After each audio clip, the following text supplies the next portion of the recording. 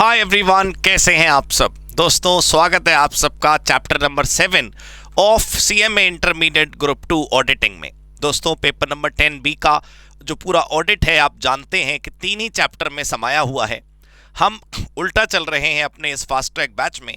हम इसमें चैप्टर 8 पूरा फिनिश कर चुके हैं और बहुत अच्छे से एक एक टॉपिक को बिल्कुल पानी पानी करके हमने समझा है। आइए स्वागत करते हैं हम अपना और आप सबका in the chapter number 7 today. Now we'll start chapter 7. Chapter 7 के अंदर जो अभी हम पढ़ने जा रहे हैं वो है 7.1. 7.1 is about these things जो यहाँ टाइटल लिखा है, कंपनी ऑडिट यानी start audit, branch audit, joint audit and role of audit committee. सबसे पहले हम ये शुरू करते हैं।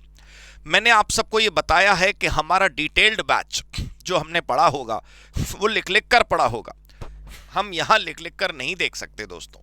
इसलिए मैंने स्टडी मटेरियल में से हीरे जवाहरात जैसे जो बातें हैं उनको हाईलाइट करके आपके सामने मैं लाया हूं।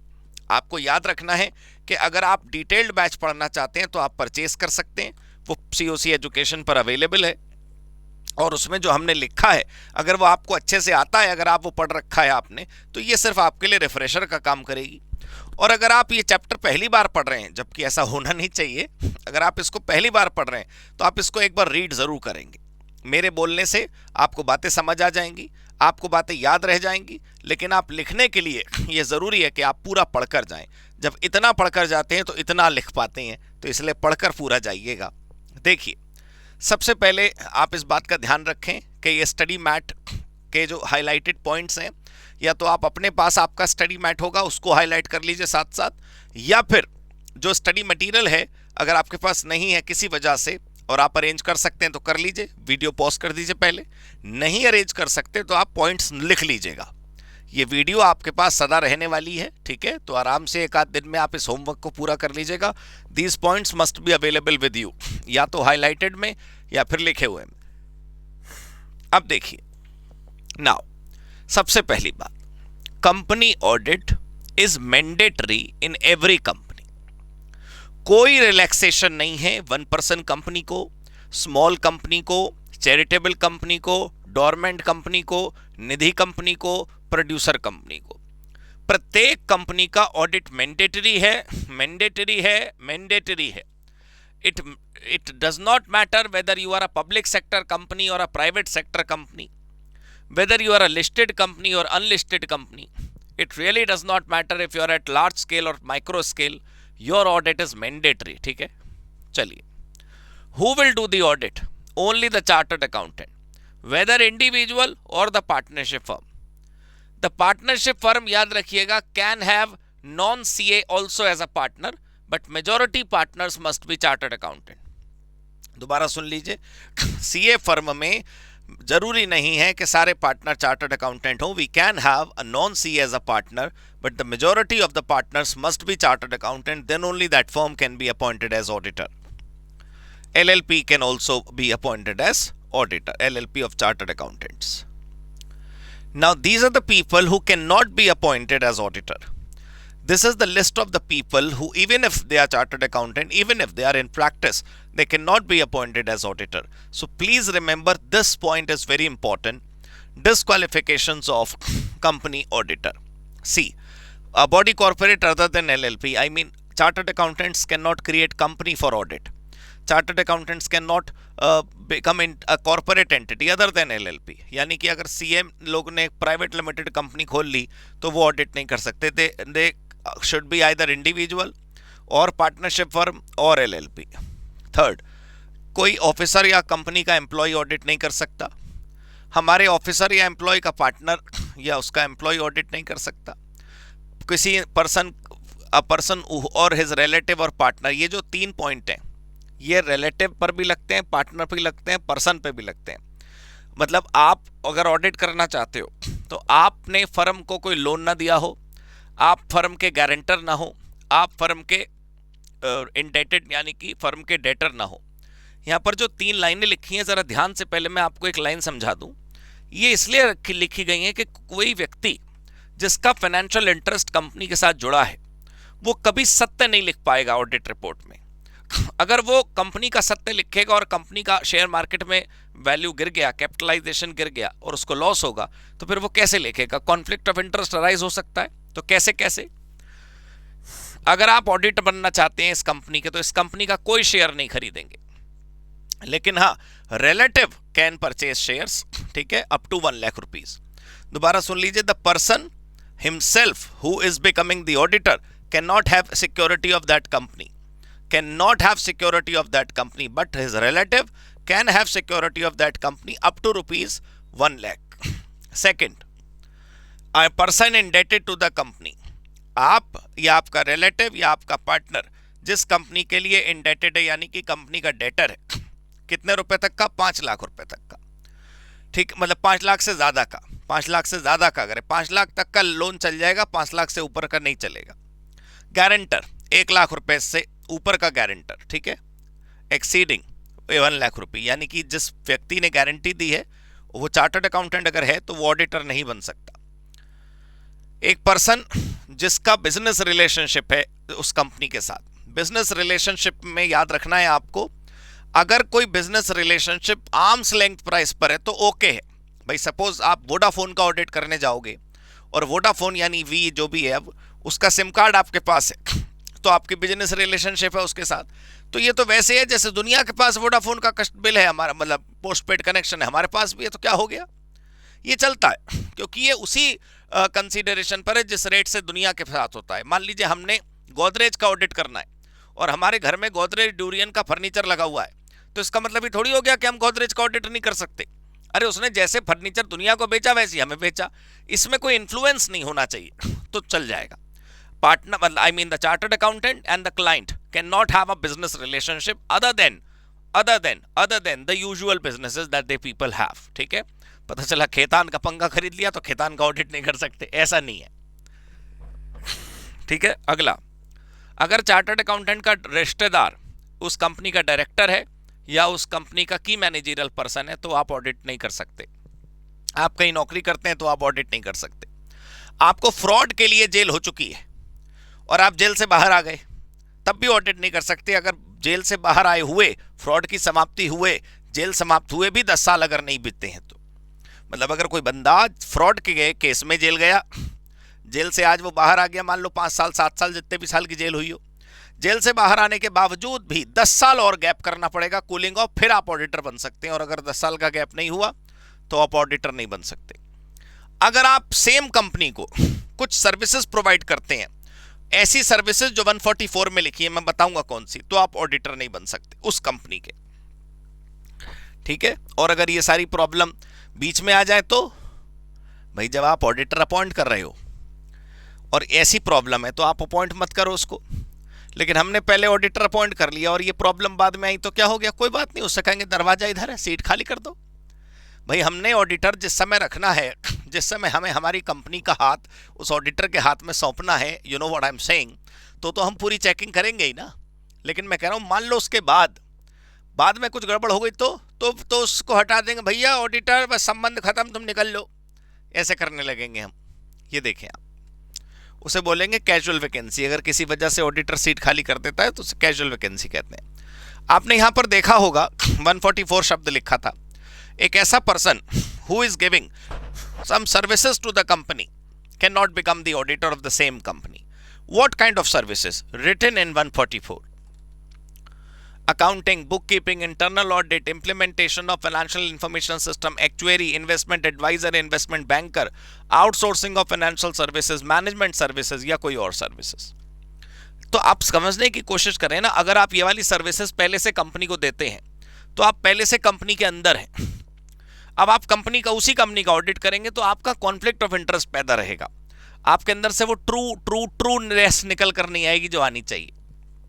तो मैं उम्मीद करता हूं कि आपको ये समझ आया होगा कि कौन ऑडिटर बन सकता है और कौन नहीं बन सकता। अब ध्यान से समझना है आपको अपॉइंटमेंट ऑफ कंपनी ऑडिटर।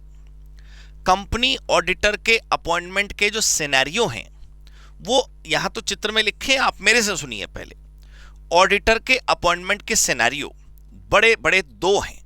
पहला, कंपनी की जिंदगी में आने वाला फर्स्ट ऑडिटर और बाकी सारे ऑडिटर जिनको हम बोलते हैं सब्सिक्वेंट ऑडिटर। कंपनी की जिंदगी में अपॉइंट होने वाला, कंपनी के जन्म के तुरंत बाद आने वाला जो ऑडिटर होता है उसको क्या बोलते हैं? First auditor. और उसके बाद जितनी लंबी रेल है, दूसरा ऑडिटर, तीसरा ऑडिटर, 200वां ऑडिटर, ये सब क्या कहलाते हैं? सब्सिक्वेंट। क्या कहलाते हैं? सब्सिक्वेंट। तो फर्स्ट ऑडिटर पहले पढ़ेंगे, फिर सब्सिक्वेंट पढ़ेंगे। इन दोनों में दो दो सब पार्ट हैं। फर्स्ट ऑडिटर फॉर अ सरकारी कंपनी अलग रूल है, first auditor for other companies अलग रूल है। सब्सिक्वेंट ऑडिटर फॉर सरकारी कंपनी अलग रूल है, subsequent auditor for all other companies अलग रूल है। मेरी बात ध्यान से सुनना, मैंने क्या कहा? फर्स्ट ऑडिटर और सब्सिक्वेंट ऑडिटर दो प्रकार के अपॉइंटमेंट हमें पढ़ने हैं, लेकिन जब हम फर्स्ट ऑडिटर पढ़ेंगे उसमें भी दो केस हैं। फर्स्ट ऑडिटर फॉर द सरकारी कंपनी, फर्स्ट ऑडिटर फॉर बाकी सब कंपनी। सब्सिक्वेंट ऑडिटर फॉर सरकारी कंपनी, सब्सिक्वेंट ऑडिटर फॉर बाकी सब कंपनी। क्लियर हो गई बात? चलो पढ़ना शुरू करते हैं। जो मैंने हाईलाइट नहीं करा वो आपने भी छूने की जरूरत नहीं है। जो मैंने आपको हाईलाइट करके दिया है वो बस एक रात पीकर चले जाना, इतना बढ़िया फूल खिलेगा देखना पेपर में कि खुशबू से महक जाएगा पूरा संसार रिजल्ट वाले दिन। ठीक है, चलिए आइए अब हम बात करते हैं फर्स्ट ऑडिटर की। अच्छा, हाईलाइटेड तो है ही, पेन का क्या करना, ये वाला पेन पकड़ लेते हैं। हाँ, फर्स्ट ऑडिटर। फर्स्ट ऑडिटर पहले देखते हैं अदर देन गवर्नमेंट कंपनी में। इसमें 3 स्टेप है, पहला, दूसरा, तीसरा। सबसे पहले रूल ये कहता है कि फर्स्ट ऑडिटर का अपॉइंटमेंट कौन करेगा? Board of director with in 30 days. Board of director with in 30 days. दूसरा रूल कहता है अगर बोर्ड ऑफ डायरेक्टर्स नहीं कर पाए तो अगले 90 डेज में कौन करेगा? Share holders at extra ordinary general meeting within 90 days. यानी टोटल दिन कितने हो गए? 120। दोबारा सुन लो मैंने क्या कहा। सरकारी कंपनी के अलावा देश में बाकी जितनी कंपनियां हैं वो जिस दिन जन्म लेंगी उसके 30 दिन के अंदर board of directors shall appoint the first auditor. If the board of directors cannot appoint the first auditor, then the power will go to shareholders. The shareholders will do the appointment at extraordinary general meeting within next 90 days. तो यानी कि 30 + 90 maximum 120 days में the first auditor will come to us. और ये आदमी कब तक बैठा रहेगा कुर्सी पर? फर्स्ट एजीएम तक। First auditor will retire at first AGM. याद रखना है, first auditor is not appointed at first AGM, first auditor retires at first AGM. First auditor first AGM में आता नहीं जाता है। याद कर लो गाना, फर्स्ट ऑडिटर फर्स्ट एजीएम में आता नहीं जाता है, क्योंकि वो आता कब है? बोर्ड मीटिंग में या फिर एक्स्ट्रा ऑर्डिनरी जनरल मीटिंग में। एजीएम में तो वो जाता है। ठीक है। अच्छा, अगर ये सरकारी कंपनी होती तो क्या होता? सरकारी कंपनी होती तो सबसे पहले फर्स्ट ऑडिटर को अपॉइंट करने की शक्ति होगी controller and auditor general of India के पास, सीएजी ऑफ इंडिया के पास। देखो आप, CAG of India will do the appointment within 60 days from the जन्म of the company. Whenever the company takes birth, the Sarkari company takes birth, the CAG of India will do the appointment of first auditor within 60 days of the janam of the company, of the incorporation. If the CAG does not do it, board of directors will do it within 30 days. If the board of directors also don't do it, then the shareholders will do it at extraordinary general meeting within 60 days.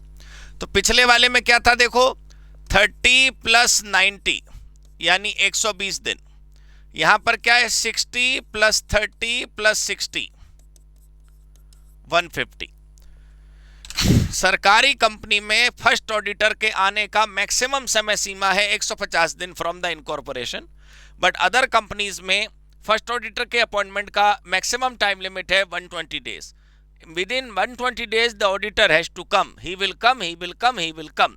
But in case of the सरकारी company he will come within 150 days. लेकिन 150 लिखकर मत आना कहीं, 60 + 30 + 60 ऐसे लिखना है, 30 + 90 ऐसे लिखना है। ठीक है।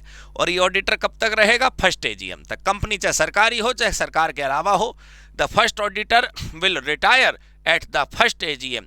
I repeat again and again and again and again, first auditor first AGM में आता नहीं जाता है, ये याद कर लीजिए। ठीक है। Conclusion of the first AGM में ही लीव्स। अब याद रखना है सब्सिक्वेंट ऑडिटर। सब्सिक्वेंट ऑडिटर मतलब अरे फर्स्ट ऑडिटर के कभी तो जाएगा, पहली एजीएम में वो चला गया। फर्स्ट ऑडिटर के बाद दोस्तों कंपनी की जिंदगी में आने वाले जितने भी ऑडिटर हैं, वही कंपनी हमारे देश में 100 साल पुरानी जी रही है।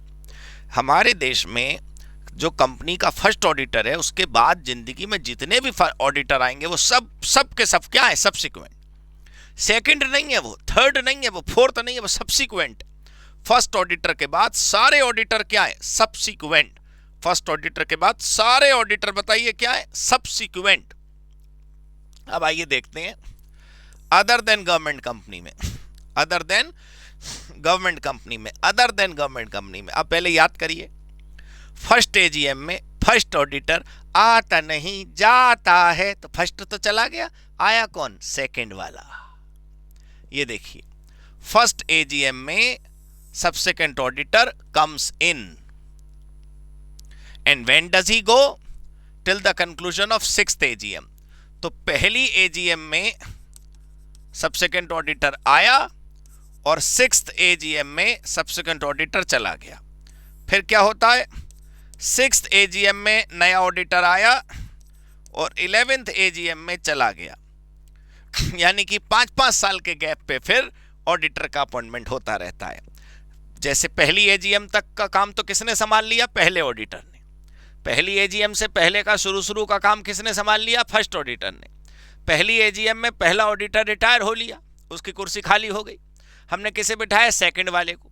सेकंड नहीं बोलते, सब्सिक्वेंट बोलते हैं। वो पहली में बैठेगा और कब निकलेगा, छठी में। छठी में कौन आया, थर्ड वाला ऑडिटर, लेकिन उसे थर्ड नहीं बोलते, सब्सिक्वेंट ही बोलते हैं। वो जो छठी में आया वो कब जाएगा, 11वीं में। फिर जो 11वीं में आएगा वो कब जाएगा, 16वीं में। 16वीं में जो आएगा वो कब जाएगा, 21वीं में, एंड सो ऑन। सर वो पहले मर गया तो कोई बात नहीं, नए आदमी को रख लेंगे, फिर नए 5 साल शुरू होंगे, उससे क्या है। ठीक है, आपने ऑडिटर से राइटिंग में कंसेंट लेनी है कि वो ऑडिटर बनने के लिए तैयार है। आपने उससे सर्टिफिकेट लेना है कि वो एलिजिबल है, और आपने 15 दिनों के अंदर, अपॉइंटमेंट के 15 दिनों के अंदर भारत सरकार को ADT 1 फॉर्म फाइल करके जमा करना है। ये सब फॉर्मेलिटीज आपने ध्यान रखनी है। अगर सरकारी कंपनी होगी तो ध्यान रखना है नो रूल ऑफ 5 ईयर। सरकारी कंपनी के अंदर 5-5 साल के रूल नहीं होते हैं। सरकारी कंपनी में कोई 5 साल का रूल नहीं है, याद रखना है। सरकारी कंपनी में हर साल अपॉइंटमेंट होता है। साल शुरू होने के 180 दिन के अंदर अपॉइंटमेंट हो जाता है, साल खत्म होने के 180 दिन के अंदर वो रिपोर्ट देके चला जाता है। ठीक है, देखिए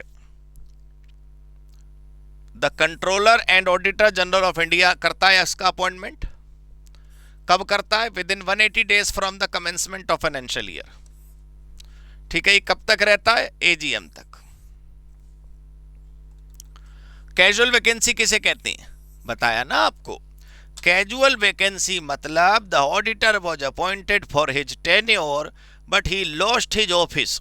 इसने खुद इस्तीफा दे दिया या इसे हमने रिमूव कर दिया, ईश्वर ने इसको बुला लिया, कोई बीमारी हो गई जिसकी वजह से ये फिजिकल या मेंटल इनकैपेसिटी हो गई, इसको किसी भी कारण से, मतलब कुर्सी चली गई यार समय से पहले, उस घटना को बोलते हैं casual vacancy.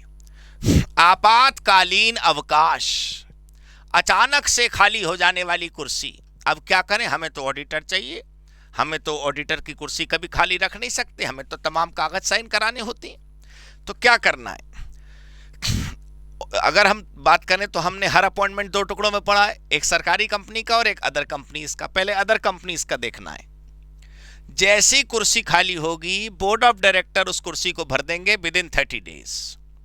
The board of directors will fill the seat within 30 days. लेकिन अगर इस्तीफे की वजह से सीट खाली हुई है तो बोर्ड ऑफ डायरेक्टर भर तो देंगे 30 डेज में, लेकिन आपको शेयर होल्डर का अप्रूवल भी चाहिए होगा 3 मंथ्स में। देखो, रेजिग्नेशन के केस में जनरल मीटिंग बुलानी पड़ेगी, 3 मंथ्स के केस में आपको अपॉइंटमेंट करना पड़ेगा, वो अप्रूवल लेना पड़ेगा। पहले ध्यान से सुनिए आप, ये लॉजिक क्यों है इसका पीछे मत छोड़िए, पीछे मत जाइए, लॉजिक फॉजिक छोड़िए, रूल याद करिए। रूल, अगर कैजुअल वैकेंसी होती है तो पहला रूल याद करिए, the board of director will fill the खाली seat by appointing some other auditor. This will be done within 30 days. But if the casual vacancy is because of इस्तीफा, is because of resignation, the khali seat will be filled by board of director. That is okay, within 30 days they will fill it, but they also need approval of shareholder within next 3 months.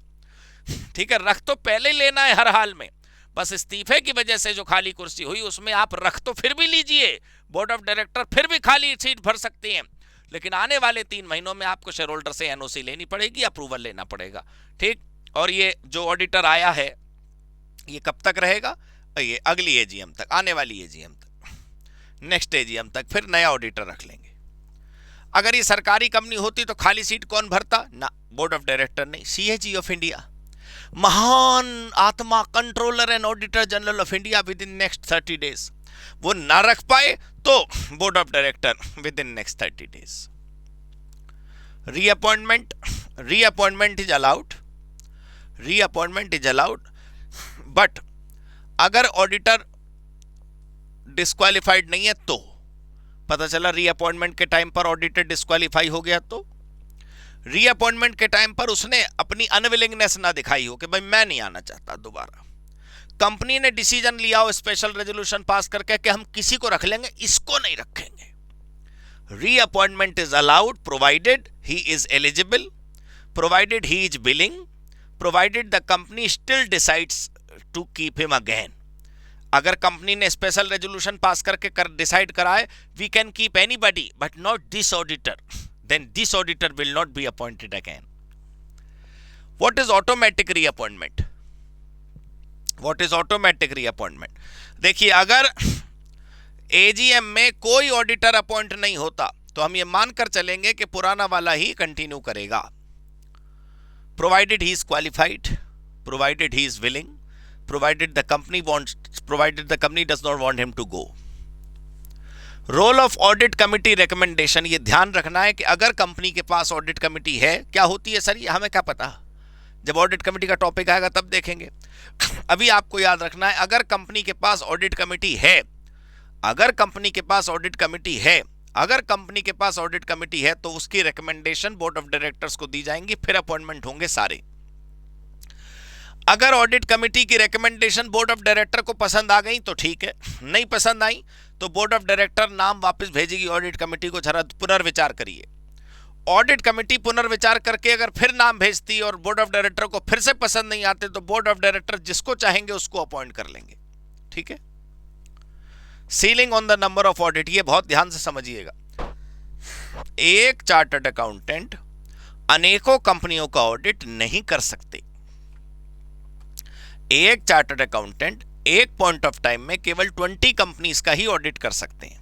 20 companies in 1 year नहीं, 20 companies eight 1 time. क्या मतलब, जैसे 20 कंपनियों का audit आप अभी कर रहे हो, 21वां क्लाइंट आपके पास आ गया, हम अभी ऑडिट ले लेते हैं आप उससे बोलो थोड़ी देर रुकिए, 2 दिन में मैं अपने इन 20 में से किसी एक का ऑडिट कंप्लीट कर दूंगा, रिपोर्ट फाइनल हो जाएगी, फिर आप आ जाना।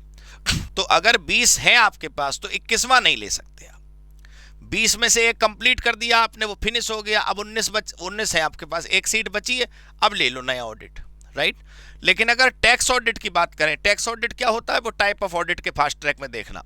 एक ऑडिट होता है टैक्स ऑडिट, वो 1 साल में 60 ले सकते हैं, ठीक है, पर पर्सन की बात है ये। लेकिन ये जो 20 की लिमिट है, इसमें 1 पर्सन कंपनी को काउंट नहीं करते, डोरमेंट कंपनी को काउंट नहीं करते, स्मॉल कंपनी को काउंट नहीं करते, और ऐसी प्राइवेट कंपनी को काउंट नहीं करते जिसका पेड अप कैपिटल 100 करोड़ से कम है। 1 2 3 4 इन कंपनियों को कितना भी ऑडिट कर सकते हो, मतलब जो 20 की गिनती होगी उसमें ये वाली कंपनियां काउंट नहीं होंगी। ये वाली कंपनियां कितनी भी ऑडिट कर सकते हैं आप, बात समझे मैंने क्या बोला। आप एक चार्टर्ड अकाउंटेंट 20 से ज्यादा ऑडिट नहीं कर सकता एक बार में, एक साल में नहीं, एक बार में। 20 में से एक निपटा लो फिर अगला ले लो। लेकिन जब तुम 20 की गिनती करोगे तो इनको नहीं गिना जाएगा, ओपीसी, स्मॉल, डोरमेंट और ऐसी प्राइवेट कंपनी जिसकी paid up share capital 100 crore से नीचे है। ये कितने ही ऑडिट ले लो कोई बात नहीं। टैक्स ऑडिट 60 लिए जाते हैं एक साल के अंदर। इस्तीफा, अगर ऑडिटर इस्तीफा देना चाहता है खूब दे, हमें क्या फर्क पड़ता है, दे दे इस्तीफा। ऑडिटर को 30 दिन के अंदर ADT 3 भरना पड़ेगा, ठीक है, ADT 3 ROC के पास मतलब। और अगर सरकारी कंपनी है तो CAG के पास भी वो इंटीमेट करेगा। हाँ, रोटेशन आपको बहुत अच्छे से याद रखना है। रोटेशन का मतलब क्या होता है दोस्तों? रोटेशन का मतलब होता है कि एक ही ऑडिटर से लगातार ऑडिट मत करवाओ। अगर आप किसी इंडिविजुअल चार्टर्ड अकाउंटेंट को अपना ऑडिटर बनाए हुए हैं, किसी प्रोपराइटर को, किसी अकेले बंदे को, अकेले CA को, तो आप उसने 5 साल ऑडिट करा लिया, अब उससे कहो बेटा 5 साल आप जाओ, हम किसी और से कराएंगे। 5 साल बाद आपको दोबारा बुला लेंगे, मोहब्बत नहीं छोड़ी हमने तुझसे। लेकिन हम क्या करें, बीच में कूलिंग ऑफ जरूरी है।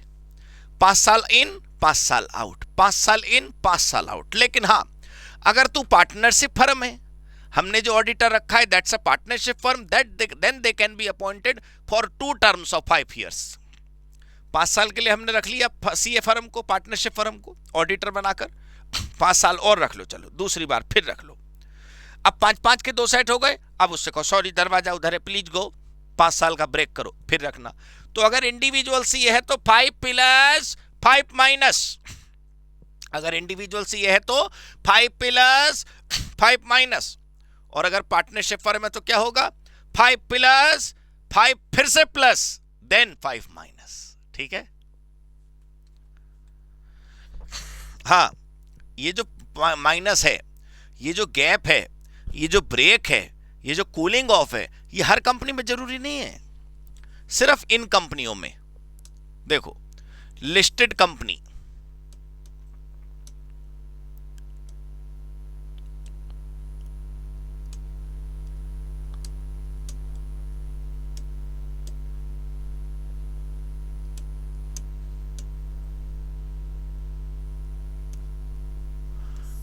ये देखो लिस्टेड कंपनी, OPC नहीं, स्मॉल नहीं, अनलिस्टेड पब्लिक कंपनी जिसकी कैपिटल 10 करोड़ या उससे ज्यादा हो, प्राइवेट कंपनी जिसकी कैपिटल 20-50 करोड़ या उससे ज्यादा हो, और बाकी कंपनियां जिनका बोरोइंग 50 करोड़ या उससे ज्यादा हो। इन कंपनियों में ही केवल ये ब्रेक का रूल लगता है। इनके अलावा अगर आप किसी कंपनी का ऑडिटर हैं तो फिर बिना ब्रेक के लगातार जीवन भर ऑडिट सेम कंपनी का करते रहिए। इंडिविजुअल में 5 प्लस 1 टर्म और ऑडिट में 2, फर्म में 2 टर्म। रेम्युनरेशन में आपको ध्यान रखना है, बहुत जरूरी चीज, कि रेम्युनरेशन जनरल मीटिंग फिक्स करती है। अगर जनरल मीटिंग ये कह दे कि board of director will fix it, then board of director will fix it, ठीक है। रेम्युनरेशन में जो ऑडिट फीस है वो मिलती है और रीइंबर्समेंट भी मिलता है ऑफ द चार्जेस और एक्सपेंसेस। ऑडिटर जैसे रहना खाना उसका हमारे तरफ होना चाहिए, लेकिन वो अपने खर्चे पे रह लिया तो हम उसको रीइंबर्स कर देंगे। Removal of the company auditor, removal 2 प्रकार का होता है, removal by company, removal by अदालत। अगर रिमूवल बाय कंपनी है तो आप फिर भी बचे हुए हैं। अगर कंपनी रिमूवल करती है तो ऑडिटर उस कंपनी से हट जाएगा, दूसरी में लग जाएगा।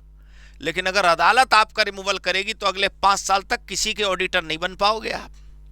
रिमूवल 2 हैं, एक कम खतरनाक, एक ज्यादा खतरनाक। पहला रिमूवल कौन सा है? जिसमें कंपनी अब आपको पसंद नहीं करती। कंपनी ने क्या करना है? 3 फॉर्मेलिटीज करनी है। क्या करना है? 3 फॉर्मेलिटीज।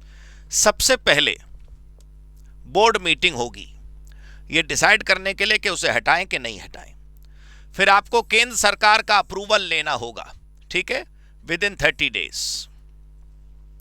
अगर सरकार का अप्रूवल आ जाता है तो आपको 60 दिन के अंदर जनरल मीटिंग करनी होगी, ठीक है, और स्पेशल रेजोल्यूशन पास करना होगा। ऑडिटर को बोलने का मौका भी देना होगा। तो फॉर्मेलिटी क्या हुई? पहले बोर्ड ऑफ डायरेक्टर का अप्रूवल, फिर सरकार का अप्रूवल, फिर शेयर होल्डर का अप्रूवल, स्पेशल रेजोल्यूशन पास करके। सबसे पहले बोर्ड मीटिंग होगी बोर्ड ऑफ डायरेक्टर के अप्रूवल के लिए। उसके 30 दिनों के अंदर सरकार से अप्रूवल लेना है। सरकार से अप्रूवल लेने के 15 दिनों के 60 दिनों के अंदर आपको जनरल मीटिंग बुलानी है, शेयर होल्डर से पूछना है। और अगर अदालत हटाएगी तो क्यों हटाएगी? शिकायत गई उस पे, किसी ना किसी पर्सन ने शिकायत करी है अदालत में, या फिर अदालत सुओ मोटो भी ये कर सकती है, मतलब अपनी मर्जी से भी केस ले सकती है। आजकल अदालतें स्वतः संज्ञान ले लेती है ना। कोई शिकायत लेके नहीं गया, अदालत ने खुद ही नोटिस भेज दी, हाँ इधर आओ, तुम्हें क्या हो रहा है ये, ऐसे। तो अदालत अपने मन से हटा सकती है, किसी की शिकायत पर हटा सकती है, ठीक है। हाँ, ये ध्यान रखना है कि अगर केंद्र सरकार की एप्लीकेशन गई है अदालत के पास तो मैटर 15 दिन में फैसला होगा, ठीक है। सेंट्रल गवर्नमेंट चाहे तो खाली सीट पर किसी और को बिठा सकती है, और जो आदमी रिमूव हुआ है वो अगले 5 साल तक किसी भी कंपनी का ऑडिटर नहीं बन सकता। ये ध्यान रखना, जो आदमी रिटायर और रिमूव हुआ है ट्रिब्यूनल के द्वारा, अगर कंपनी ने हटाया है बस उसे, तो बाकी कंपनी उसे रख सकती है, भाई हमारी कंपनी से उसकी नहीं जम रही, दूसरी कंपनी में खूब ऑडिट करे, हमको क्या लेना देना। लेकिन अदालत अगर उसे हटाती है तो अगले 5 वर्षों तक वो किसी कंपनी का ऑडिटर नहीं बन सकता। सर, राइट्स एंड ड्यूटीज मैं कवर नहीं करना चाहता। राइट्स, ड्यूटीज, लाइबिलिटीज, पनिशमेंट, ये ऐसी बातें हैं जो आप खुद याद कर सकते हैं, मैं आपको दिखाता हूं। अब राइट एंड ड्यूटी में क्या होता है, वो बुक्स ऑफ अकाउंट देख सकता है, वो सवाल जवाब कर सकता है, वो ब्रांच विजिट कर सकता है, वो ब्रांच ऑडिट की रिपोर्ट रिसीव कर सकता है, वो रिपोर्ट पे साइन कर सकता है, उसकी रिपोर्ट एजीएम में रीड करी जाती है, उसको नोटिस मिलता है एजीएम का, वो मीटिंग अटेंड करता है। ठीक है यार, ये सब तो जनरल बात है। ड्यूटीज, वो सवाल पूछता है, रिपोर्ट बनाता है, उस ऑडिट रिपोर्ट में उसको ये मैटर ऐड करने हैं, नेगेटिव रिमार्क अगर देता है तो रीजन देने हैं, सरकारी ऑडिटर है तो सीएजी की भी बातें सुननी है, ऑडिटिंग स्टैंडर्ड का पालन करना है, फ्रॉड को रिपोर्ट करना है। अच्छा, फ्रॉड रिपोर्ट आप याद कर सकते हो, वो अच्छा है topic. Fraud report is something जो आपको याद कर लेना चाहिए। अगर ऑडिटर को कंपनी का ऑडिट करते समय फ्रॉड नजर आता है, ठीक, और फ्रॉड जो नजर आता है वो कोई भी फ्रॉड नहीं, 1 करोड़ रुपया उससे ऊपर का, तो सबसे पहले वो बोर्ड ऑफ डायरेक्टर्स को चिट्ठी लिखेगा। बोर्ड ऑफ डायरेक्टर्स को चिट्ठी लिखने के बाद उनका जवाब लेगा। अगर जवाब लेकर उसे संतुष्टि हो जाती है तो मैटर वहीं समाप्त हो जाता है। लेकिन अगर जवाब पढ़कर उसे संतुष्टि नहीं होती या फिर जवाब आता ही नहीं, तो फिर वो सरकार को लिखेगा। टाइमलाइन याद करिए, board of directors will have to give reply within 45 days. हमने पहले किसको चिट्ठी लिखी? बोर्ड ऑफ डायरेक्टर्स को, कि भाई तुम्हारे यहाँ फ्रॉड मिला है। 45 दिन में बोर्ड ऑफ डायरेक्टर का जवाब आ जाना चाहिए। अगर ऑडिटर सेटिस्फाई हो जाता है तो अच्छी बात है, मामला खत्म।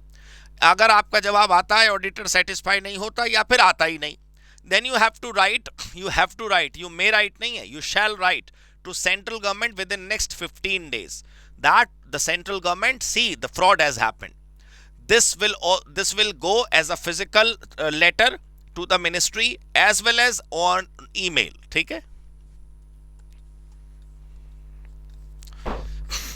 हाँ जी, और जो फॉर्मेट है रिपोर्ट का वो देख लीजिए, ADT 4। पेनल्टी आपको देनी पड़ेगी। लाइबिलिटीज में यहाँ पर फाइन वगैरह लिखा है, civil liability, criminal liability, punishment amount, ये मेरे को नहीं लगता कि हमें फास्ट ट्रैक में करने चाहिए। अब हम बात करते हैं ब्रांच ऑडिट की। ब्रांच ऑडिट में दोस्तों सबसे पहले आपको ये ध्यान रखना है कि जो ब्रांच है वो डिपेंडेंट इंडिपेंडेंट नहीं होती अकाउंटेंसी की तरह रियलिटी में। Every branch will maintain its own accounts and it is sufficient if they give summarized returns to the headquarters, right? Company अपने अकाउंट्स या तो रजिस्टर्ड ऑफिस में रखती है, और अगर उसके साथ साथ कहीं और रखना है उसको तो 7 दिन के अंदर वो आरओसी को बताती है। ये देखिए आप, books of accounts generally by the company shall be maintained at registered office, and if you want to shift it to some other place you will inform ROC within 7 days, right? The branch will maintain its own accounts whether the branch is in India or outside India, and the branch needs to submit summary of your accounts, summary of the branch account to the main office, registered office, head office. अब branch audit कौन करेगा? दो options हैं। या तो आपकी branch audit करेगा company का ऑडिटर, यानी कि जो आपने सेक्शन 139 का मेन ऑडिटर अपॉइंट किया था, जो अभी हमने सब सेकेंड ऑडिटर या फर्स्ट ऑडिटर सुना, वो तुमने हेड ऑफिस का ऑडिटर थोड़ी रखा, तुमने कंपनी का ऑडिटर रखा। कंपनी मतलब सारी ब्रांचेस मिलाकर। तो generally the audit of the branch is done by the company auditor only. But if the company wants to appoint separate branch auditor it's allowed. Separate branch auditor कौन हो सकता है? अगर ब्रांच भारत में है तो chartered accountant, no other than the qualified person. और अगर ब्रांच विदेश में है तो उस देश में जो भी क्वालिफाइड आदमी होता होगा वो। याद कर लेंगे, ब्रांच चाहे भारत में हो चाहे भारत के बाहर, ऑडिट करने वाले ऑप्शन दो हैं, या तो जो कंपनी का ऑडिटर है उसी को भेज दो ब्रांच में भी, या दूसरा बंदा रख लो। दूसरा रखोगे वो कौन होगा? The person qualified. इंडिया में चार्टर्ड अकाउंटेंट, विदेशों में जो भी वहां क्वालिफाइड होगा। Branch office either by the auditor appointed और by any qualified person. Outside India either by the company auditor और qualified person. Duties power same.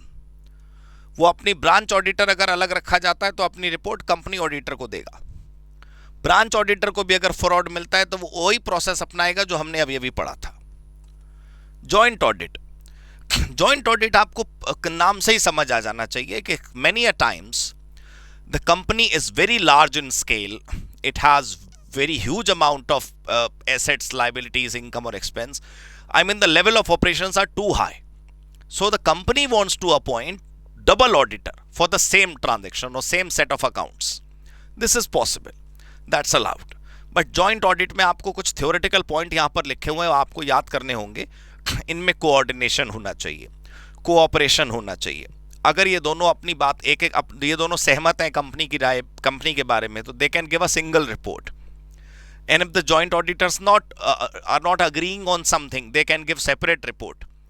तो joint audit में कुछ ऐसा नहीं है जो रूल रेगुलेशन टाइप हो के इतनी कैपिटल पर होगा, इतने टर्नओवर पर होगा। It is up to the company.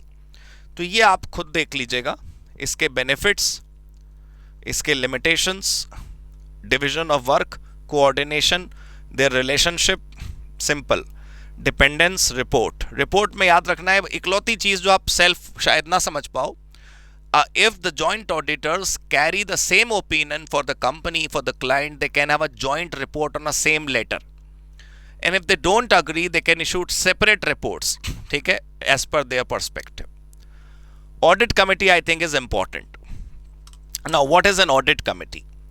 आप प्लीज समझो कि कंपनी का जो बोर्ड ऑफ डायरेक्टर्स है, अगर आप उनका ऊपर पूरा बर्डन डालोगे कंपनी को कंप्लायंस करने का, कंपनी के लॉ फॉलो करने का, कंपनी के कानून को हमेशा इंप्लीमेंट करने का, तो फिर वो ग्रोथ एंड डेवलपमेंट कब सोचेंगे? You know, if the board of directors are all day, every year, every time they are busy in making compliances of the law, how can they talk about growth and development? How can they think about it? So we make a separate team of few directors who think about audit. They find out new auditor, they discuss remuneration, they discuss the other considerations of the appointment. यानी कि आप ऐसे समझो कि एक विशेष group बनाया गया, एक विशेष टीम तैयार करी गई जिसमें है सारे डायरेक्टर्स ही, बट वो सारा ऑडिट का ही काम करते हैं। ऑडिट कमेटी का फंक्शंस नीचे आपको दिखा दूंगा मैं। वो क्या करता है? कैंडिडेट ढूंढ के लाता है, उसके साथ नेगोशिएशंस करता है, बोर्ड ऑफ डायरेक्टर को रेकमेंड करता है कि ऑडिट कमेटी का इतना रेम्यूनरेशन होना चाहिए, उसके पावर्स एंड ड्यूटीज़ के साथ नेगोशिएट करता है, उसको फैसिलिटीज़ के साथ नेगोशिएट करता है। बहुत सारे फंक्शंस और भी हैं बड़े बड़े जो आप याद कर लेना, बट मेजर सोल समझें आप टॉपिक की, आत्मा टॉपिक के समझिए क्या है। रीडिंग तो यार आप कर सकते हो, उसमें मेरा क्या फ़ायदा, मेरा क्या इस्तेमाल है? मेरा फ़ायदा उठाइए आप उन बातों में जो आपको शायद खुद से नहीं समझ आएंगी। Audit committee is a kind of expert group for dedicatedly on audit matters. All the members of audit committee are directors. Minimum 3 directors are the members of the audit committee and majority members of the audit committee are independent directors. देखिए, audit committee सब कंपनियों में नहीं होती. It is there in listed company या फिर public company जिसका capital 10 crore या उससे ज़्यादा हो, पब्लिक कंपनी जिसका टर्नओवर 100 करोड़ या उससे ज़्यादा हो, पब्लिक कंपनी जिसका लोन, बोरोइंग, डिबेंचर या डिपॉजिट 50 करोड़ या उससे ज़्यादा हो। तो कम से कम 3 डायरेक्टरों की हम एक कमेटी बनाते हैं जिसमें मेजॉरिटी इंडिपेंडेंट डायरेक्टर्स की होती है और वो ये वाले फंक्शंस परफॉर्म करती है जो नीचे लिखे। ठीक है, ये उसकी पावर्स हैं। सवाल जवाब कर सकती है, इन्वेस्टिगेशन कर सकती है, विसल ब्लोइंग पॉलिसी बना सकती है। विसल ब्लोइंग आप समझते हैं कि कोई अगर कंपनी में आवाज़ उठाएगा तो साहब वो उसकी सुनी जाए, उसके साथ गलत ट्रीटमेंट ना हो। सॉल्व्ड केसेस दोस्तों इजी हैं, क्वेश्चन आंसर्स दोनों गिवन हैं, आप इसको आराम से सॉल्व कर लीजिएगा। और so this particular branch audit, joint audit and audit committee is done.